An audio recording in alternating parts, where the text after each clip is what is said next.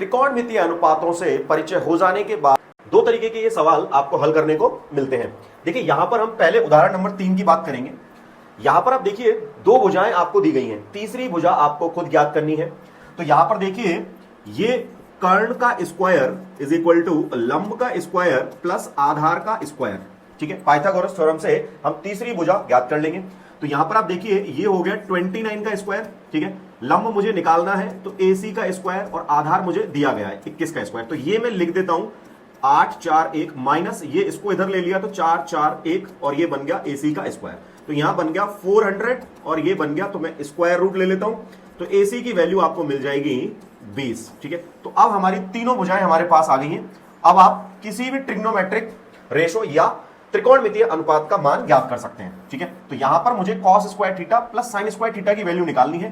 तो cos theta की value बताइए, लाल बटा कक्का से आप लिख देंगे कितना होता है, ठीक है।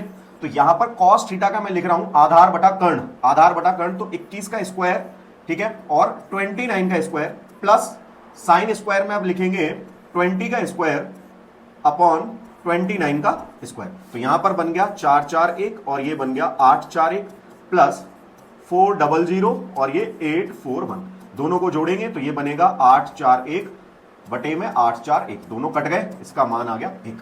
इसी तरीके से दोनों का अंतर आपको सेकंड वाले पार्ट में निकालना है, ठीक है।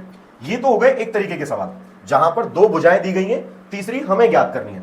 अब एक होगा जिसमें एक त्रिकोणमितीय अनुपात हमें पहले से दिया जाएगा और बाकी के त्रिकोणमितीय अनुपात हमें निकालने हैं। तो इसमें क्या करेंगे, इसमें एक त्रिभुज हम बनाएंगे, ठीक है। ये मैं A एंगल ले लेता हूं, ये B और ये C। तो A के सामने हो गया लंब, ठीक है। तो लंब को ले लेते हैं 4K, यहां पर अनुपात दिया हुआ है तो हमने इसको K से मल्टीप्लाई कर लिया है, ठीक है। इसी तरीके से आधार हो जाएगा 3K। तो इसी तरीके से पाइथागोरस से आप कर्ण को निकालेंगे तो ये बनेगा 5K, ठीक है। 3K का स्क्वायर प्लस 4K का स्क्वायर, यहां से मिल जाएगा आपको AC का square, 9K square plus 16K square, यहां से 25K स्क्वायर, ठीक है। तो AC की वैल्यू मिल गई यहां से 5K। अब आप किसी भी त्रिकोणमितीय अनुपात का मान ज्ञात कर सकते हैं। तो यहां पर मुझे बोला गया है अन्य त्रिकोणमितीय अनुपात ज्ञात करिए।